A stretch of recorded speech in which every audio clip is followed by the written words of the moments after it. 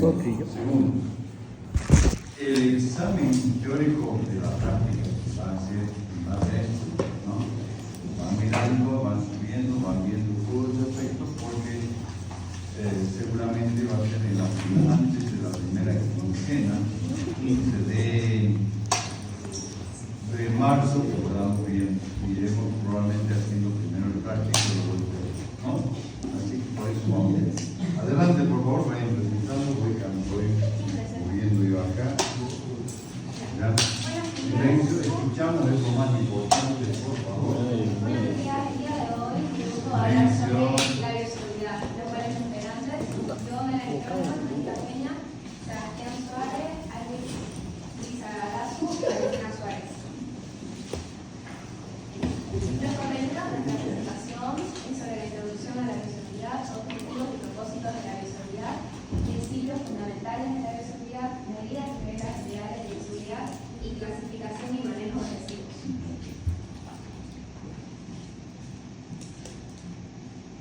La bioseguridad es un conjunto de medidas para prevenir los riesgos biológicos, químicos y físicos que pueden afectar a la salud de las personas, a los que estén expuestos durante el desempeño de su función, como también puede afectar al medio ambiente, a los trabajadores de los hospitales y laboratorios. De igual manera, su objetivo es proteger tanto a los pacientes como a los profesionales.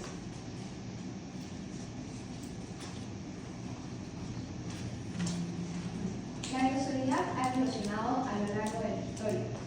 En el pasado, las primeras medidas de protección se tomaban como enfermedades de la peste negra, lo cual después esto fue evolucionando en el siglo XX, donde se establecieron reglas más claras para el descubrimiento de antibióticos, vacunas y el aumento del conocimiento sobre la transmisión de enfermedades. La importancia de salud y prevención dio un impacto muy grande en la humanidad luego de la pandemia de COVID-19. Los equipos de protección han sido clave para proteger a los médicos y a los pacientes, desde las primeras máscaras y vestimentas hasta los guantes, batas y trajes para aislamientos modernos. Hoy en día el uso de estos equipos es fundamental para prevenir la transmisión de infecciones y proteger la salud de los profesionales. La importancia realmente es que protegen a médicos, pacientes y otros trabajadores de riesgos biológicos y químicos, reducen el riesgo de enfermedades laborales y hoy son fundamentos en todos los entornos médicos y científicos. Hablando de lo que dijo mi compañera, hablamos sobre los objetivos y propósitos de la bioseguridad. Para empezar, la bioseguridad son las técnicas que nos proporcionan los hospitales u otros lugares donde trabajemos para nuestro cuidado. Y para eso tenemos el EPP, que es el equipo de protección personal. En este caso, en el área de la salud, utilizamos lo que es la pijama o bata de algodón, los crocs o zapatos cerrados, el overall o también como se utiliza aquí el mono B, que esto es más para materiales peligrosos.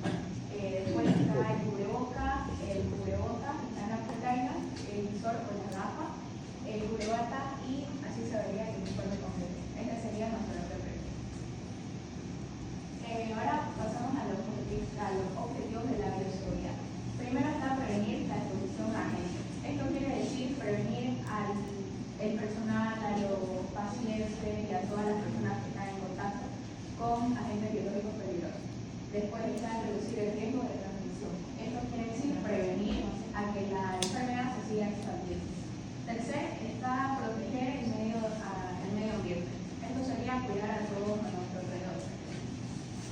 Aquí tenemos un ejemplo de cómo fue nuestra bioseguridad en el COVID-19. Usábamos cubrebocas, desinfectábamos tanto calzados como manos y cuerpo completo en sí.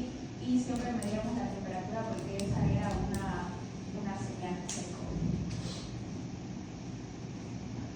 Están los propósitos de bioseguridad, que es establecer protocolos de seguridad. Esto se da mediante las capacitaciones en los hospitales, en los colegios, universidades, etc.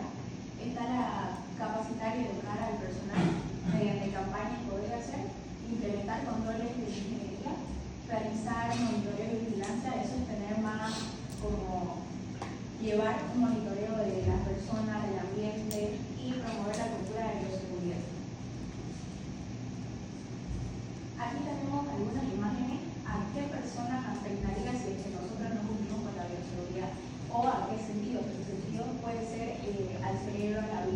también afecta mucho a las personas con discapacidad, puede llegar a afectar al oído, al tacto y bueno, esta es la comunidad latinoamericana. Bueno, continuando lo que dijo mi compañera, vamos a hablar sobre principios fundamentales de bioseguridad. Para entender, hay que entender los conceptos clave. Universalidad significa un conjunto de acciones que se utiliza para proteger al personal médico y al paciente, el agente patógeno, para evitar cualquier contagio.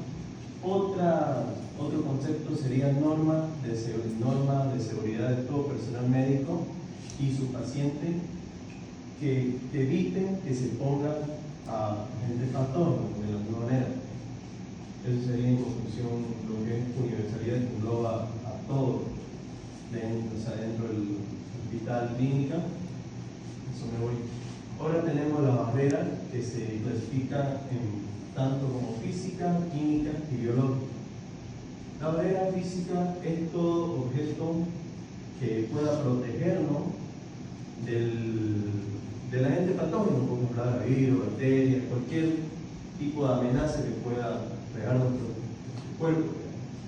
Y como podemos ver, lleva su traje, que la mayoría son desechables, el barbijo, el gorro, todo esto es lo recomendable que sea desechable y que sea uso personal, que no se comparta para evitar posibles contagios. Química. Las barreras químicas son ya más elaborados y tenemos, por ejemplo, los antisépticos y los desinfectantes. Los antisépticos son los que podemos utilizar en nuestro paciente para evitar, para limpiar y para evitar un contagio, como el alcohol, la clorocedina, y tenemos los desinfectantes que no se puede utilizar en material orgánico. ¿Qué quiere decir esto? Que perjudica. Tenemos el hipoclorito de sodio, entre otros más. Y biológica, como su propio nombre lo dice, de bio viene de vida, significa que es la vacunación. Todo personal médico tiene que estar vacunado contra la tuberculosis, el tétano, la hepatitis B y la influenza.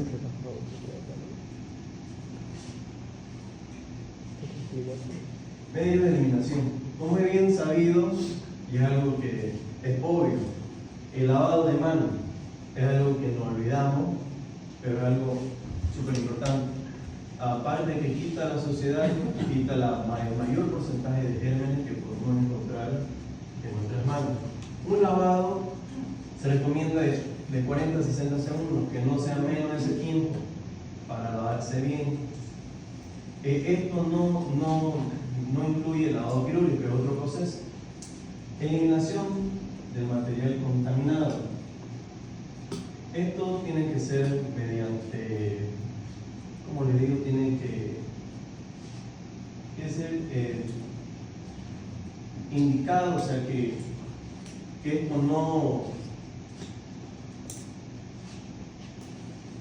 que esto sea con un debido control y su respectivo, que sea con su respectivo control, con mis palabras. Eso sería. Siguiendo con lo que dijo mi compañero, yo le voy a hablar sobre las medidas y reglas generales de bioseguridad que estas se utilizan para encargarse de tener un entorno laboral seguro. Primero está el lavado de manos, que obligatoriamente tiene que hacerse antes y después de cualquier procedimiento para quitar los gérmenes. Después está el uso de guantes, mascarillas y ropa de protección para evitar cualquier infección o bacterias.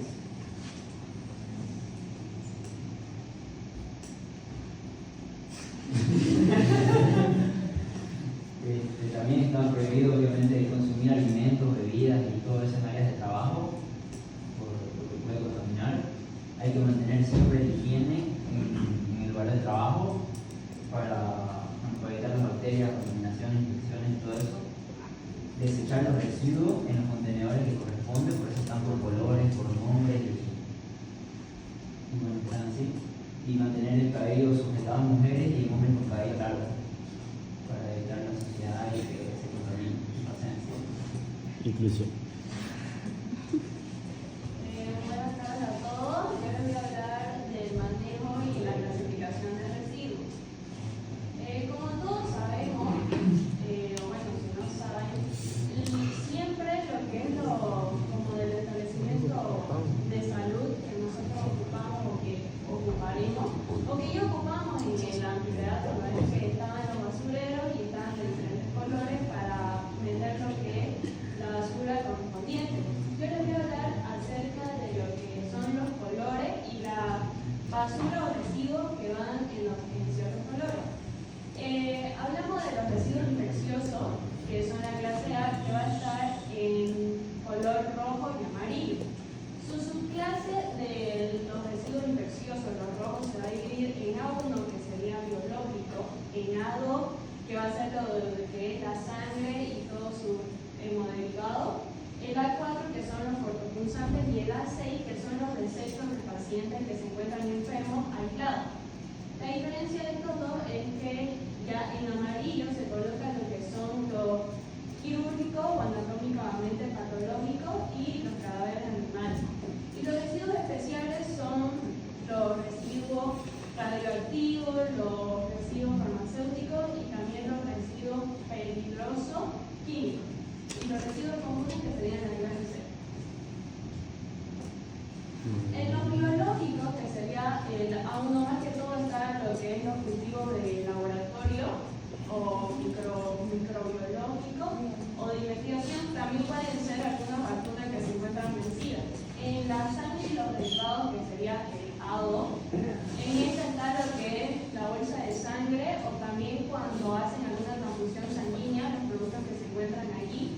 También cuando te van a sacar sangre y ocupan el cosito ese, entonces como que eso también es de sangre, por lo tanto tienen que ir en el basurero rojo.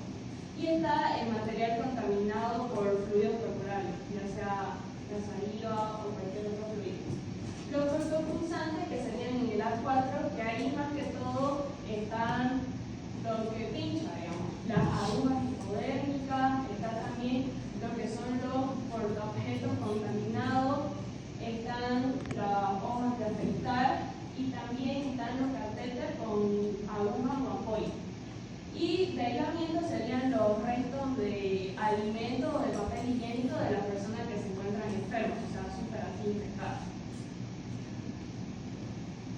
En la anatomía patológica, más que todo está compuesto por lo que es los tejidos, los órganos, los fetos y las placentas, y también lo que es cuando hacen autopsia, ya lo que sobra, digamos, eso lo tienen que botar en lo que es los amarillos, y el cadáver de animales, que serían los contaminados.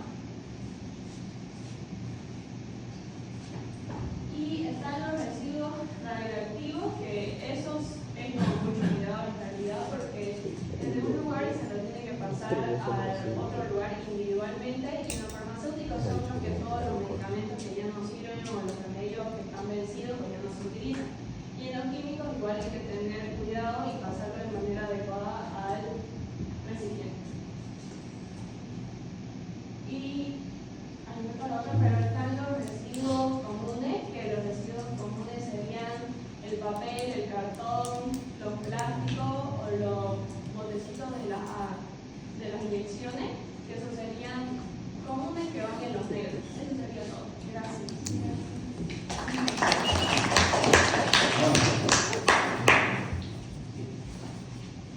Algunas cosas, está bien la presentación. Generalmente tenemos algunos recipientes, no están todos. Hay atrás que nos sirven, ¿no? Porque de todos modos la parte de seguridad tenemos que emplearla, no es que estamos en un lugar o estamos en una práctica más adelante, e inclusive si no tenemos los cuidados en los desechos, y observar, ¿no? Observar también, por ejemplo, cuando uno se va a estar en un ambiente hospitalario, qué cuidados se tiene que tener, ¿no?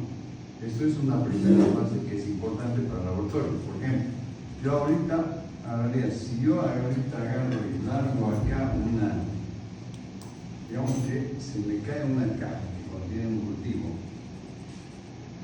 una mancha, habrían muy pocos que estarían con algo de protección, ¿verdad? Entonces, algo que vamos a recomendar, es importante que en el transcurso de las siguientes clases debamos tratar.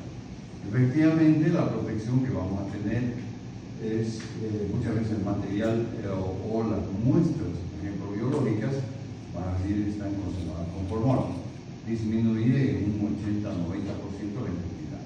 Pero si cae una lámina y yo me apoyo acá, ¿no? Después lo llevo acá, estoy con el mandil, bueno, el mandil me protege, después lo lavo, lo desinfecto y no hay ningún problema, ¿no?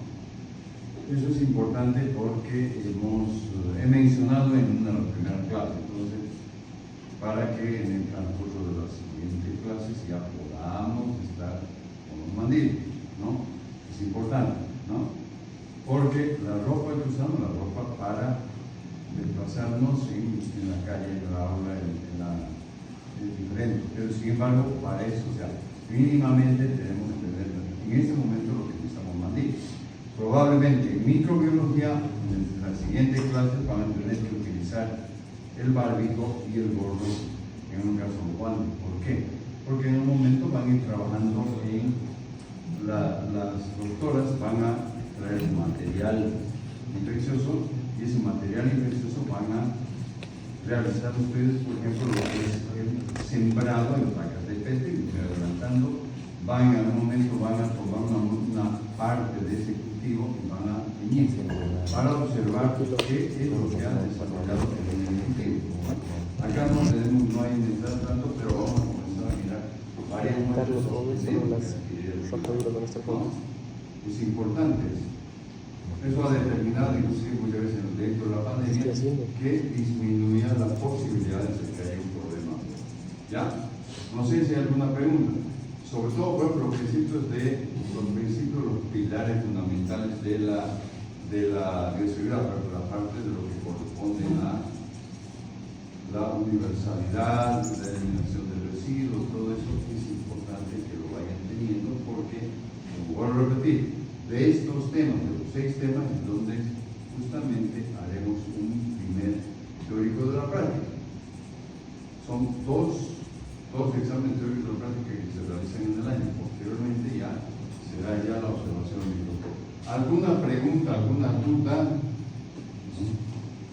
No sé si hay algo más. Bueno, entonces voy a tener que volver a abrir porque esto creo que voy escuchando, después yo voy a... Confort, papel desechable. Adelante, por favor. Buenas tardes, doctor. Todos ustedes de la carrera. Vamos a hablar sobre el microscopio. Nuestros integrantes del grupo son 3 personas: Dani, Pablo Reynoso, Ángela Limpia y Susana Rosero. También está María José Cuba, que no puede decir que tiene una aflicción de salud. Bueno, para empezar, ¿qué es el microscopio? El microscopio, que está de acá, es una herramienta que se utiliza para ver estructuras más pequeñas, algo que no podemos ver directamente con el ojo desnudo. Necesitamos una ayuda que sería el microscopio. Ahora un poco de historia sobre el microscopio. Bueno, primero fue inventado por estas 2 personas de acá, que serían Hans Lippershey y Zacharias Jensen, que son padre e hijo holandeses, que primero crearon esta cosa acá que parece un telescopio más que nada, que tenía un aumento principal de entre 3 a 9 veces, algo que no es mucho, pero era una base. Ya después, unos 100 años después más o menos, viene este señor de aquí que se llama Anton van Leeuwenhoek, que termina creando este microscopio de acá, que tiene un aumento de hasta 200 a 300 veces. Curiosamente, este señor de aquí también es el padre de la microbiología, y ya bueno, con el tiempo el microscopio fue evolucionando a esta versión y finalmente a la que conocemos, que es esta. Bueno, los tipos de microscopio. Hay varios tipos de microscopio. Los principales, bueno, creo que estos son todos, son el primero, el más común, que es el microscopio óptico, y ya los tenemos estos 4 que serían el microscopio de transmisión, el microscopio electrónico de barrido, el microscopio de fluorescencia y el microscopio de luz ultravioleta. Ahora voy a hablar sobre la parte del microscopio. El microscopio se divide o se clasifica en 2 partes, que es el sistema mecánico y el sistema óptico. El sistema mecánico está encargado de estabilizar y equilibrar el microscopio y que el sistema óptico esté en correcta alineación. Las partes del sistema mecánico son la base, que es la parte o la pieza inferior del microscopio que se encarga de estabilizar y soportar al microscopio.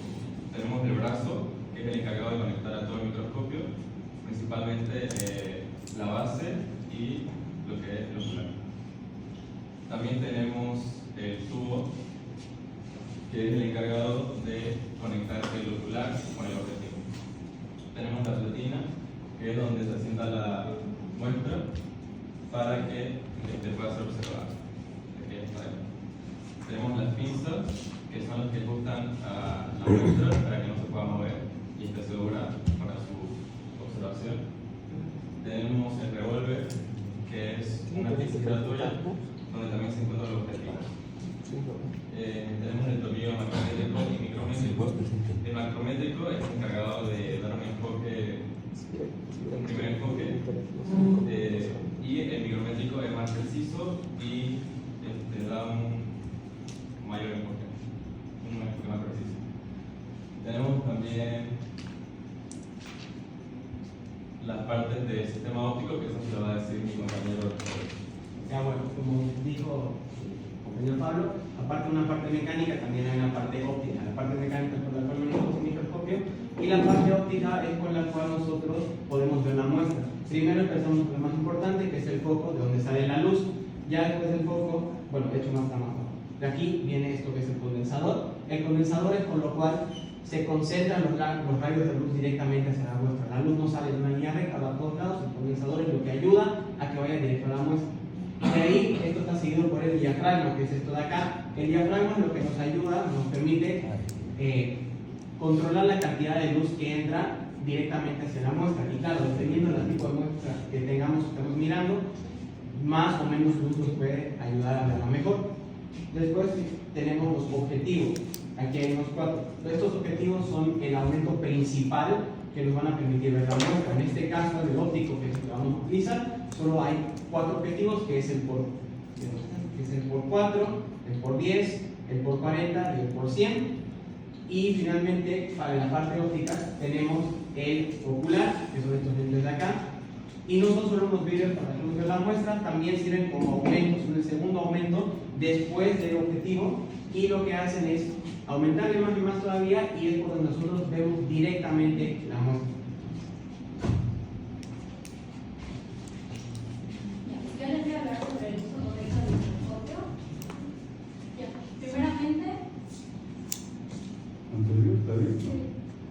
Primeramente, prendemos la luz del microscopio, ponemos la muestra en las pinzas, como dijo mi compañero, que va justo encima de la platina. Posterior a esto, ponemos el objetivo que deseen, como ahí hay 4, 10, 40 y 100.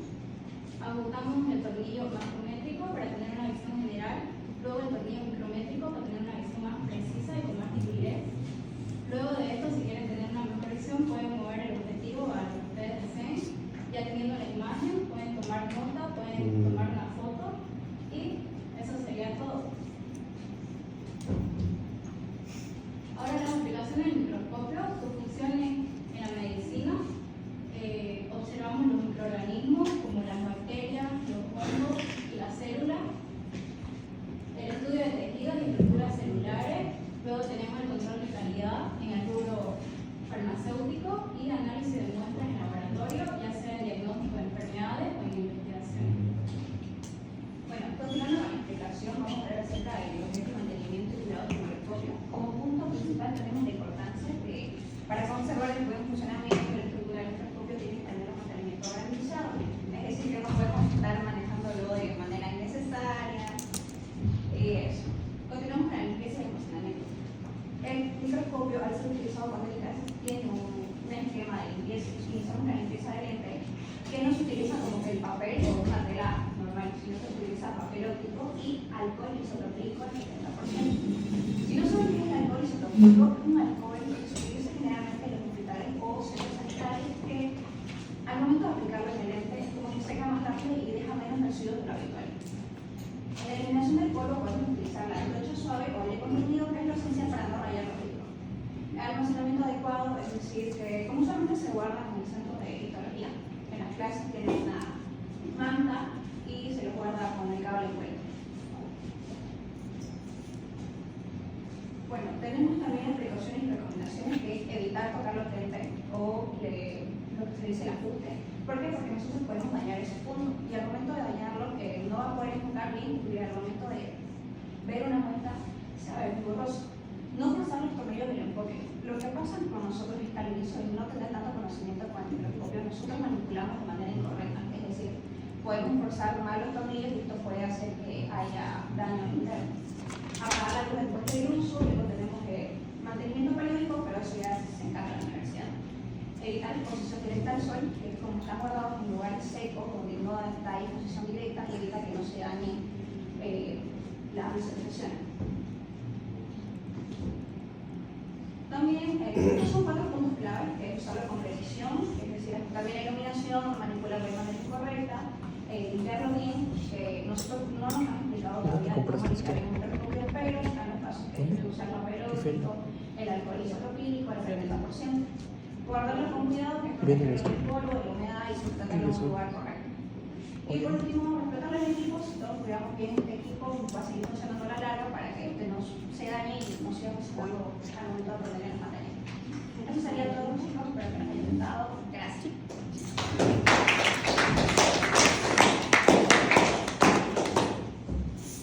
Bueno, efectivamente han dado varias pautas por la gran mayoría del uso del microscopio. Nosotros vamos a usar microscopios en el curso de la clase. Son muy pocas en las cuales no se usa, ¿no? Inclusive muchas veces cuando se hace alguna de las cuestiones sobre temas específicos o sobre parámetros específicos, generalmente van a estar colocados los microscopios y después de la exposición o en el transcurso de la conclusión de las exposiciones se va observando el reconocimiento y al mismo tiempo vamos a utilizar la pizarra para poder colocar un determinado elemento. Algo que hay algo importante. Generalmente el grupo son 30 alumnos, ¿verdad? Si contamos los microscopios tendremos unos 12 o 14, no hay muchos, ¿verdad? Primera cosa que vamos a tener que tener la suficientemente tolerancia entre nosotros para poder usar. Muchas veces se está mirando, se ha colocado el microscopio y el compañero está aquí y el otro acá, entonces se comienza a mover. Pero si yo muevo acá, ¿qué tendría que hacer? Lo dejo así, o puede ir girando esto, de repente va girando, y en un momento lo hemos aprobado mucho y puede salir, ¿verdad? Y entonces puede salir y caer. Entonces, ¿qué es lo que es recomendable que vamos a ver siempre? Cuando colocamos esto, ¿no? Es que justamente esto deba estar, si yo lo giro a un lado,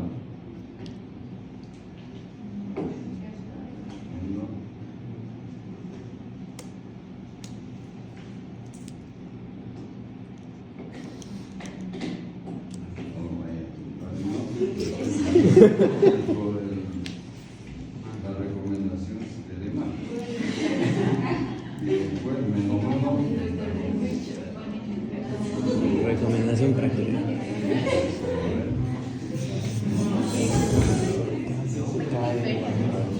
Debe haber algo ahí. Más adelante, en el curso del mes de noviembre, diciembre, pero eso no viene inmediatamente. Tenemos que hablar y contar con lo que tenemos, ¿no? Entonces, es importante eso. ¿Por qué viene esto de la presentación del microscopio, la utilización, etcétera? Con el fin de que todos vayamos hablando el mismo idioma, entonces lo podamos reconocer, podamos ver y podamos utilizar, ¿no? Porque tenemos que cuidarnos, ¿no? No son míos, no es del docente, pero es de la universidad que nos da estos instrumentos que nos permite aprender. Utilizamos mayormente el microscopio óptico estándar, simplemente, ¿no? Hayan visto cómo colocar la muestra. Generalmente, en muchos casos, voy a colocar la muestra yo, voy a ver bien, voy a enfocar y luego ustedes mueven. Pero muchas veces el alumno mueve un poco y sale, entonces hay que ver, ¿no? Y generalmente finalmente vamos a tener todo el cuidado respectivo, viene en lo que es el reconocimiento de las muertes, ¿no? No sé si hay alguna pregunta, alguna duda, algo al respecto. ¿Me parece bien? Sí. Entonces, fuimos la... Ahora voy a ir a la noche de papá. ¿Estás marcando? Andy. Santiago Ponce, Melanie Reimann, Santiago Alemán y Rodrigo Montaño. El contenido. ¿Qué es la técnica de examen directo? ¿Qué se hace? ¿Qué es el reactivo MIG? ¿Cómo se hace y cuáles son los materiales reactivos que se usan para la selección? Toma examen directo. Bueno, les voy a explicar cómo es un poco, o sea, qué es en realidad.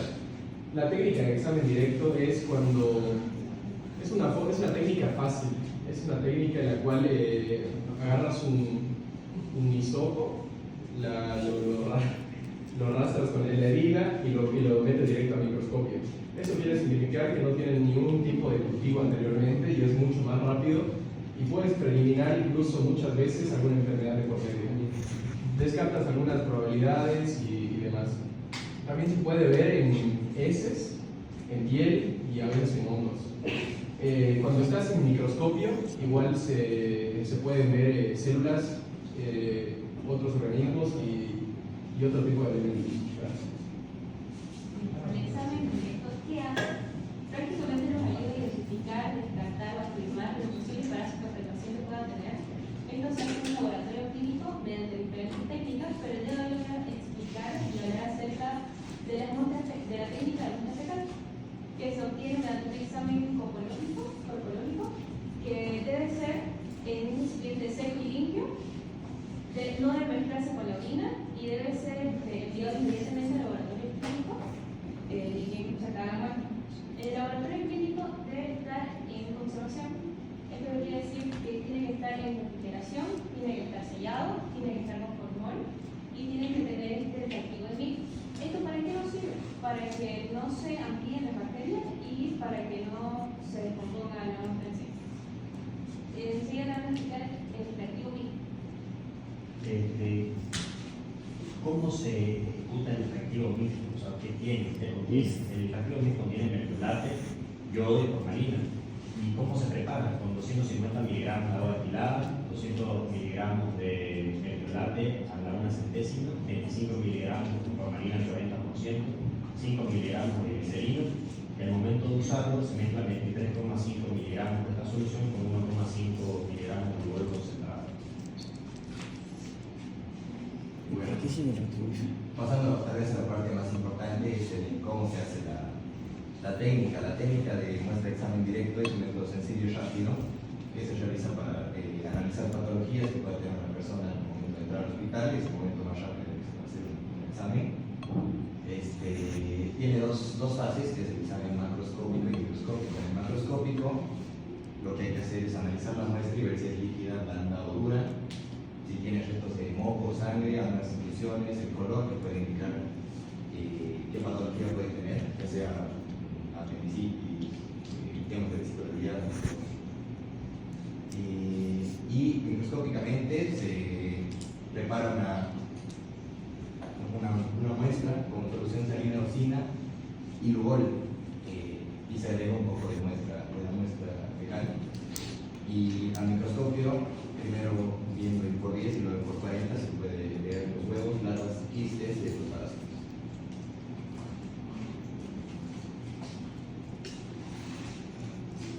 Los materiales de un reactivo son aplicadores de madera, que son con los que se recolecta las heces para colocarlos en el portaobjeto.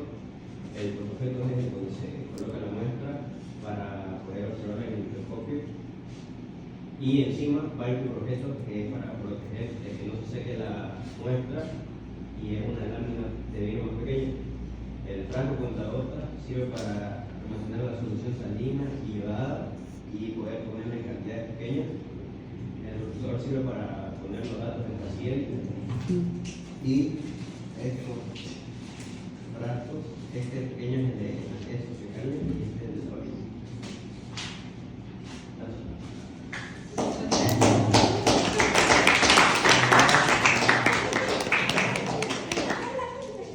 celular, pero no me daba la mano. Bueno, efectivamente, Oye, ¿fue rápido? yo no voy a repetir, pero de todos modos, algo que, o sea, esto tiene su motivo porque lo vamos haciendo desde hace algún tiempo, no es desde ahora, siempre se han hecho, digamos, la parte de lo que es la capitulación, exposiciones, presentaciones, etc. ¿no? Pero acá, hablando principalmente de lo que es la evaluación del examen directo, es uno de los primeros exámenes que se realiza, sobre todo para que no pensemos muchas veces como en algunas situaciones de algunos cuestionarios de examen, que ponían el código cultivo para la citología. Efectivamente, no hay un grupo cultivo. Puede haber un cultivo en algún momento, por ejemplo, de ese para el caso, por ejemplo, de esto, como el rural, pero no es un copio. Entonces, hay que tomarlo en cuenta que lo van a hacer. El examen para el trabajo directo no tiene inteligencia. Siempre se va a hacer. Muchas veces lo que se realiza inicialmente el laboratorio a solicitud del departamento, ¿no? Las condiciones muchas veces en los hospitales todavía no están, sabemos que las posibilidades, entonces requiere, no son hospitales, digamos, incluso los de tercer nivel, tienen algunos problemas, no vamos a entrar en detalles, ¿no? Pero sin embargo, entonces por eso hay que ver las técnicas que son apropiadas de acuerdo a lo que se vaya a utilizar en la población.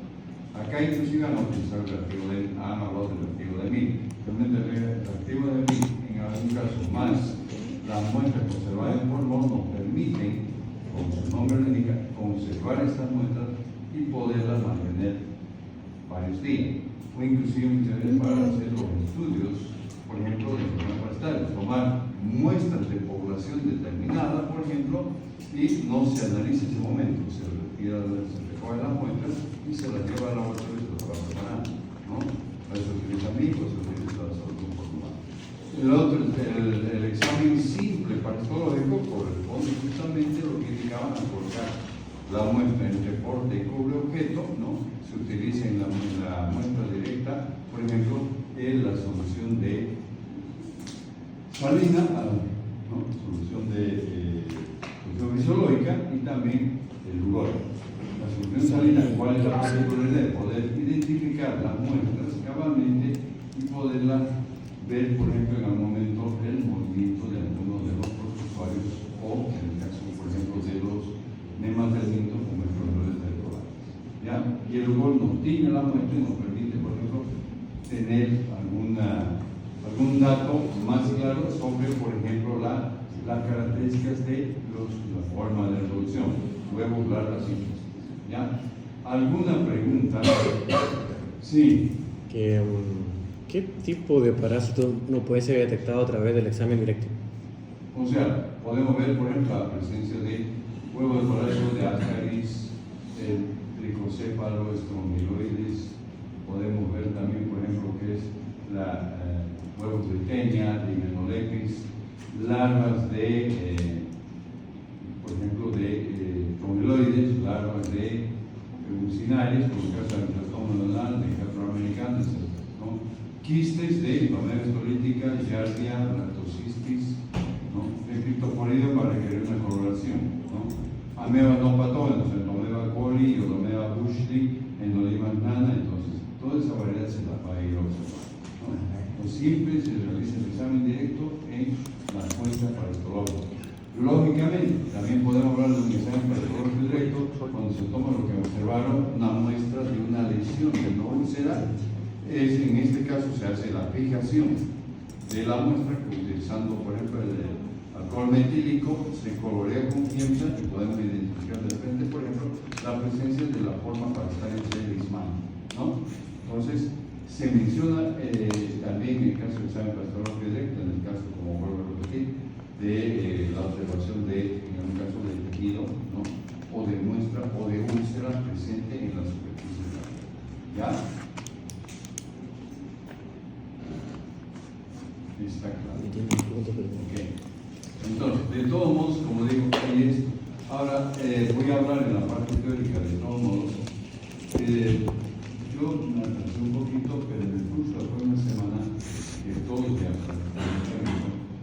seguramente les han tomado un examen que se llama evaluación diagnóstica, ¿verdad? Como digo, ¿no? ¿Qué es lo que vamos a identificar qué es lo que se va a estudiar la parasitología, ¿no? ¿Qué tipo de disciplinas? Son muy puntuales, muy concretas. Es necesario aplicar esto que nos lo piden, ¿no? Yo la verdad que he ido avanzando, pero ya he hablado cabalmente de que la voy a hacer la próxima semana.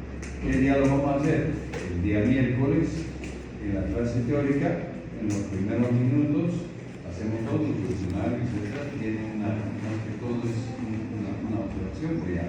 Voy a ver si agarro entre esos grupos rapidito, ¿no? Y avanzamos a la parte teórica, no hay ningún problema. ¿Ya? Perfecto. Entonces, quedamos acá.